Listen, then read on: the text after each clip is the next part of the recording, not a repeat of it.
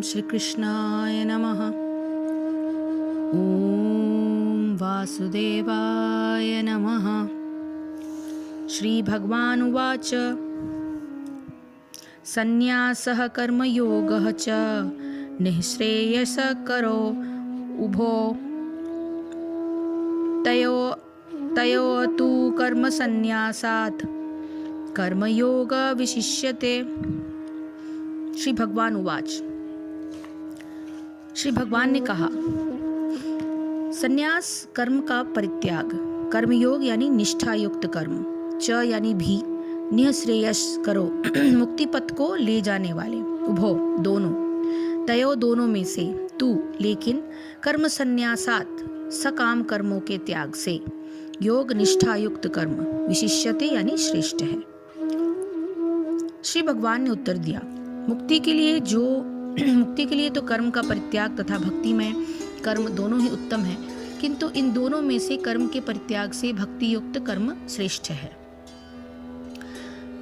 सकाम कर्म इंद्रिय तृप्ति में लगना ही भवबंधन का कारण है। जब तक मनुष्य शारीरिक सुख का स्तर बढ़ाने के उद्देश्य से कर्म करता रहता है, तब तक वो विभिन्न प्रकार के शरीरों में देहांतरण करते हुए भवबंधन को बनाए रखता है।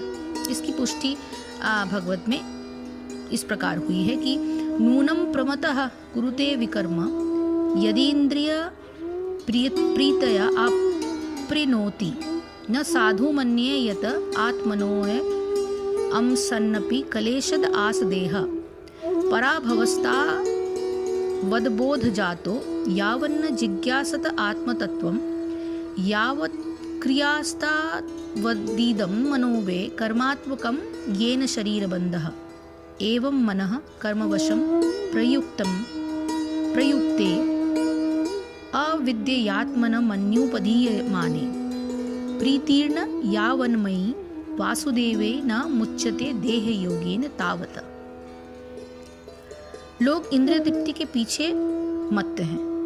वे ये नहीं जानते कि उनका क्लेशों से युक्त यह शरीर उनके विगत सकाम कर्मों का फल है। यद्यपि यह शरीर नाशवान है, किंतु यह नाना प्रकार के कष्ट देता रहता है।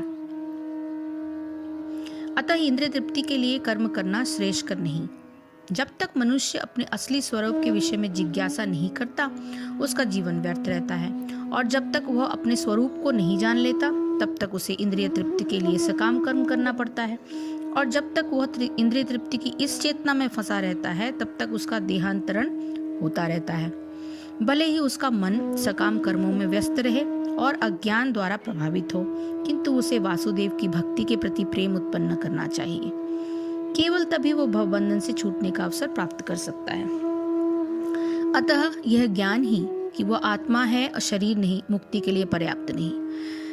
जीवात्मा के स्तर पर मनुष्य को कर्म करना होगा, अन्यथा भवबंधन से उबरने का कोई अन्य उपाय नहीं है। किंतु कृष्ण भावना भावित होकर कर्म करना सकाम कर्म नहीं है। पूर्ण ज्ञान से युक्त होकर किए गए कर्म वास्तविक ज्ञान को बढ़ाने वाले हैं। बिना कृष्ण भावनामृत के केवल कर्मों के परित्याग से बद्ध जीव का हृदय शुद्ध नहीं होता। जब तक हृदय शुद्ध नहीं होता, तब तक सकाम कर्म करना पड़ेगा, किंतु कृष्ण भावना भावित कर्म कर्ता को स्वतः सकाम कर्म के फल से मुक्त बनाता है, जिसके कारण उसे भौतिक स्तर तक उतरना नहीं पड़ता।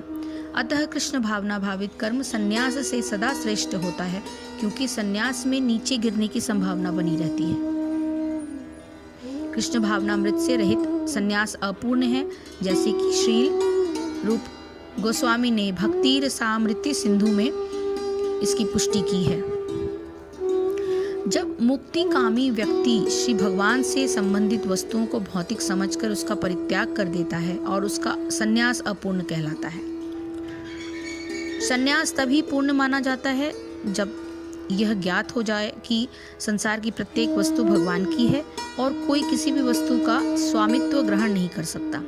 वस्तुतः मनुष्य को यह समझने का प्रयत्न करना चाहिए कि उसका अपना कुछ भी नहीं है, तो फिर संन्यास का प्रश्न ही कहाँ उठता है। जो व्यक्ति ये समझता है कि सारी संपत्ति कृष्ण की है, वह नित्य सन्यासी है।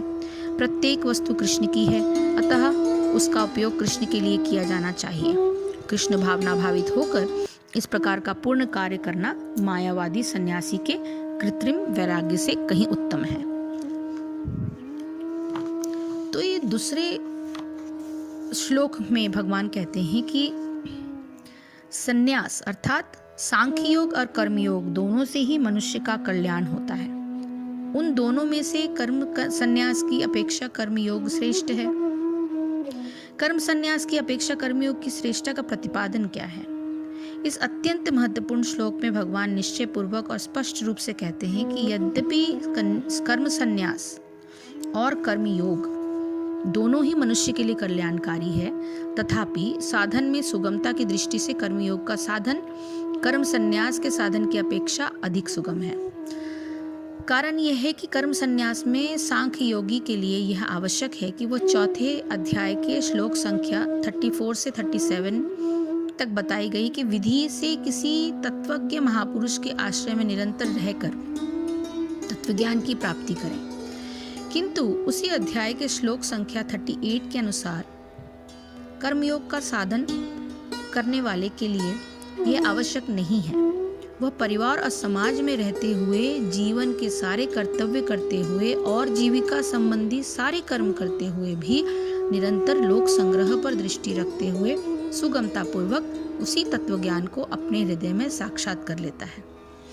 इस कारण भगवान ने इस श्लोक में यह कहा है कि यद्यपि कर्म संन्यास और कर्मयोग दोनों ही मनुष्य के लिए अपने अपने स्थान पर कल्याणकारी हैं, तथापि साधन में सुगमता की दृष्टि से कर्म संन्यास की अपेक्षा कर्मयोग श्रेष्ठतर है। इसे यूं समझना चाहिए कि कर्म संन्यास का मार्ग यद्यपि छोटा है, परंतु वह अत्यंत दुर्गम, कंटकाकीर्णम और बीहड़ है। कर्मयोग का मार्ग थोड़ा लंबा अवश्य है, परंतु है अत्यंत सुगम। दोनों मार्गों से जिस स्थान पर पहुंचा जाता है वह एक ही है। दोनों से एक ही लक्ष्य की प्राप्ति होने के कारण कर्मयोग का साधन अपनाना ही कर्म संन्यास की अपेक्षा अधिक श्रेष्ठकर है। इस प्रकार कर्मयोग को कर्म संन्यास की अपेक्षा श्रेष्ठ बताते हुए कर्मयोगी की प्रशंसा एक और आधार पर करते हुए भगवान आगे के श्लोकों का वर्णन करेंगे। हरे कृष्ण कृष्ण कृष्ण हरे हरे, हरे राम राम राम हरे हरे। जय श्री कृष्ण, जय गुरुदेव।